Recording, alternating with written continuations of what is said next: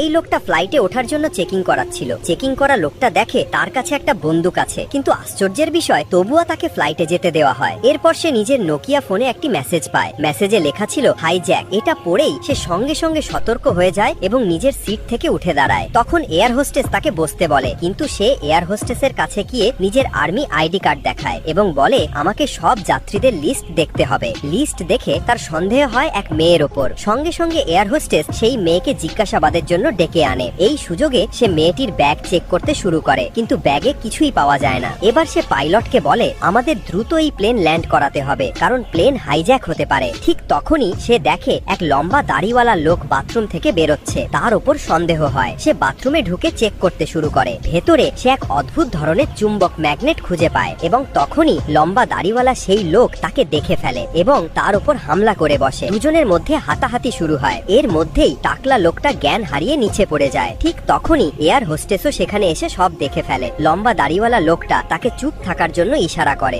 এরপর সে টাকলা লোকটাকে ওঠানোর চেষ্টা করে, কারণ টাকলা লোকটার কাছ থেকেই হাইজ্যাকারদের সম্পর্কে তথ্য পাওয়ার কথা, কিন্তু সে আর ওঠে না। তখন এয়ার হোস্টেস যাত্রীদের মধ্যে থেকে একজন ডাক্তারকে নিয়ে আসে। ডাক্তার তাকে ইনজেকশন দেয় এবং জাগানোর চেষ্টা করে, কিন্তু কোনো ফল হয় না, বরং তার অবস্থা আরো খারাপ হয়ে যায়। শেষ পর্যন্ত তার মৃত্যু হয়। এরপর সেই মৃতদেহকে প্লেনের নিচের কার্গো স্পেসে নিয়ে যাওয়া হয়। শরীর প্যাক করে রেখে দেওয়া হয় যাতে গন্ধ যাত্রীদের কাছে না পৌঁছায়। বন্ধুরা, এদিকে লম্বা দাড়িওয়ালা লোকটা হেড অফিসে খবর পাঠায় যে আমাদের প্লেন হাইজ্যাক হতে পারে। হেড অফিস থেকে বলা হয় প্লেনে তো একজন পুলিশও আছে, তার সঙ্গে আমাদের কথা বলাও। যখন এয়ার হোস্টেস সেই পুলিশকে খুঁজতে যায়, তখনই সে জানতে পারে যে যাকে মেরে নিচে ফেলে রাখা হয়েছে সে কোনো সন্ত্রাসী নয়, বরং সেই পুলিশের লোকই ছিল। এবার এয়ার হোস্টেস হেড অফিসেই সত্য জানাতে চায়, কিন্তু লম্বা দাড়িওয়ালা লোকটা তাকে আটকে